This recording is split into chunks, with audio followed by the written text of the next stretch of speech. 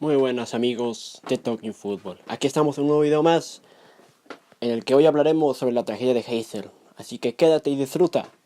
Comencemos.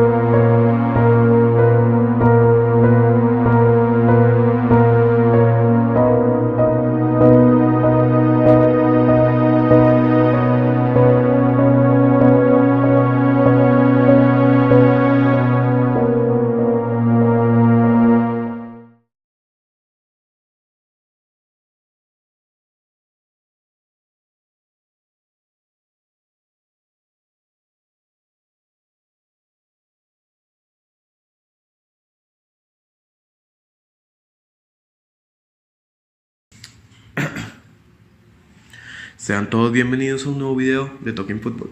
Yo soy Joel Don Calderón y en este día les hablaré sobre la tragedia de Heysel.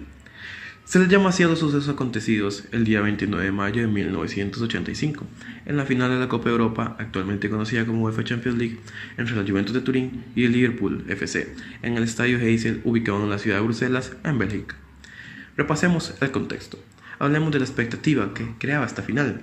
Los contendientes eran considerados los mejores equipos del mundo en ese tiempo, ya que el Liverpool era el vigente campeón de la Copa de Europa tras vencer a la Roma, y la Juventus era vigente e invicta campeona de la Recopa de Europa de la temporada anterior.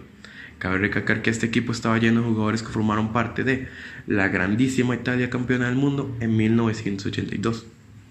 En enero, tanto el Liverpool y la Juventus se enfrentaban por la Supercopa de Europa, título que la vecchia señora del calcio conquistó, dejando a los fans del Liverpool sed de venganza. Esta final fue interpretada por muchos medios de comunicación como un duelo entre el fútbol inglés e italiano, ya que Inglaterra dominaba en Europa en los últimos 8 años previos a 1985, conquistando 7 equipos ingleses, la presea más deseada. La liga italiana se vio potenciada gracias a que 6 jugadores de los bianconeros estaban en el once titular de la Italia campeona en 1982. La última y más importante recalva el epicentro de la tragedia, el apogeo del hooliganismo. El hooliganismo es un anglicismo para referirse a los hinchas británicos que se dedicaban a beber mucho alcohol y generar disturbios y actos vandálicos y la exhibición de símbolos neonazis y o partidos de extrema derecha. Estos ganaron mucha fama ya que años atrás de 1985 los hooligans generaron mucho disturbio por las calles británicas y siempre en cada partido de fútbol los hooligans se peleaban con otras barras. Ese término se hizo más famoso por Europa. Italia contaba con los ultras, que también se conocían como tifosi. Estos eran iguales a los hooligans, pero se les reconocía con otro nombre. Por esto miles de aficionados tomaron esto no solo como un enfrentamiento futbolístico, sino también un enfrentamiento entre barras.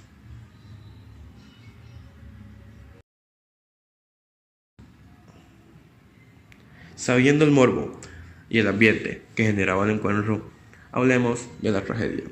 El estadio estaba abarrotado con 60.000 espectadores, con más de 25.000 aficionados de cada equipo. Los fondos del estadio, detrás de las porterías, eran zonas sin asiento donde el público estaba de pie. La UEFA repartió los aficionados de cada club en diferentes zonas y reservó unas zonas para los aficionados belgas que quisieran asistir al partido. Pero muchas de las entradas reservadas al público local fueron adquiridas por aficionados de los dos equipos que, de esta manera, coincidieron en una misma zona.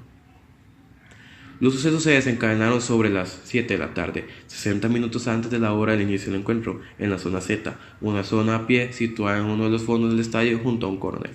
La zona Z estaba mayoritariamente ocupada por aficionados de la Juventus, pero era anexa a la zona X, donde había muchos aficionados del Liverpool. Los aficionados más radicales del Liverpool situados en la zona X, muchos de ellos en estado de embriaguez, empezaron a tirar objetos y se abalanzaron sobre los aficionados del Juventus. Situados en la zona Z, se produjo una avalancha y los bianconeros intentaban de alejarse de los del Liverpool, se acumularon en el fondo de la zona, aprisionados por una parte contra el muro donde finalizaba la gradería y por otra parte contra las vallas, supuestamente protectoras que separaban las gradas del terreno de juego. Cientos de aficionados de Juventus quedaron aprisionados contra las vallas que eran fijas y no tenían salida de emergencia, bajo la presión de miles de aficionados. La situación encrespó a los aficionados situados en el resto del estadio, impotentes desde sus localidades. Algunos aficionados, tanto de uno como de otro equipo, llegaron a saltar al campo armados con palos y otros objetos y se dirigieron a la zona de la afición rival con ánimo de agredirlas. Los sucesos causaron un gran impacto mundial, ya que ocurrieron pocos minutos antes del inicio del partido, cuando las televisiones ya estaban emitiendo las imágenes en directo para todo el mundo. Solo se conoce el caso de una televisión que decidió suspender la emisión, la de la República Federal de Alemania. Ante la caótica situación, la UEFA sopesó la suspensión del encuentro, pero finalmente decidió que se jugase ante el riesgo de la suspensión conllevase peores consecuencias. Esta decisión fue duramente criticada por la opinión pública. La tragedia de Heysel se cobró 39 víctimas mortales, 34 italianos, seguidores de la Juventus, 2 belgas, 2 franceses y un británico. En total fueron 600 los heridos. Fueron inculpados por la tragedia 14 aficionados del Liverpool, que fueron condenados a 3 años de prisión por la justicia belga. Pero cuando estos cumplieron media condena, la sentencia fue suspendida al entender que el homicidio fue involuntario. También fueron sancionados por la UEFA y los clubes ingleses en general. La UEFA sancionó a los clubes ingleses sin poder disputar competiciones europeas durante 5 años y les conminó a tomar severas medidas para frenar la violencia de sus aficionados. La sanción se debió a que la tragedia de Heysel no fue considerada un hecho aislado, sino el punto culminante a varios años en que los aficionados ingleses habían protagonizado episodios de violencia en los estadios, especialmente cuando se desplazaban a animar a sus equipos a competiciones internacionales, fuera de las Islas Británicas.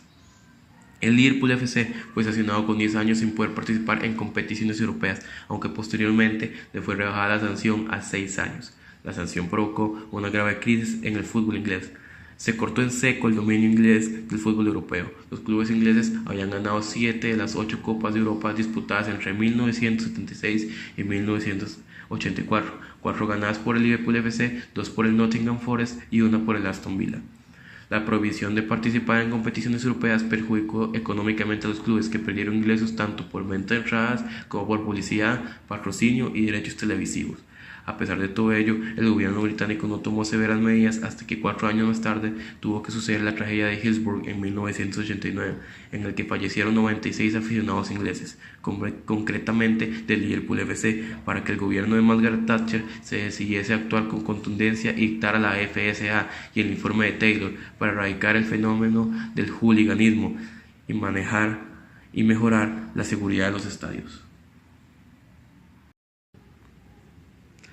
A pesar de ello, el estadio de Heysel, en el que no se colocó ninguna placa conmemorativa de las víctimas, no volvió a acoger nunca más un partido de fútbol desde aquel 29 de mayo de 1985, limitándose a la celebración de encuentros de atletismo, y Bélgica no volvió a acoger ningún gran evento deportivo internacional en los siguientes 10 años. En 1994, el estadio de Heysel fue removido, remodelado y reconstruido en un nuevo y moderno estadio que se le denominó Estadio Rei Baudouin, que volvió a acoger partidos de fútbol. Las consecuencias para el fútbol en general. La tragedia de Heysel no fue la mayor catástrofe que había sucedido en un estadio de fútbol, pero sí la de mayor impacto mediático por producirse en una final de la Copa de Europa, el partido más importante y con mayor audiencia del fútbol europeo. Por ello, los sucesos de Heysel tuvieron una negativa influencia sobre el fútbol en general. Se generalizó una imagen del fútbol como deporte violento y peligroso, y se registró un descenso en el número de asistentes de los estadios de fútbol en la mayoría de los estadios europeos. Como contraposición, creció espectacularmente el número de espectadores y practicantes de otros deportes de equipos como el baloncesto. La FIFA tuvo que redoblar sus esfuerzos para mejorar la imagen del fútbol y puso en marcha una campaña mundial a favor del juego limpio, lo que hoy conocemos como Fair Play. Así llegamos al final de un video más. Recuerda que si te gustó, dale manita arriba, suscríbete y compártelo con tus amigos. No olvides activar la campana de notificaciones. Hasta luego y hasta la próxima.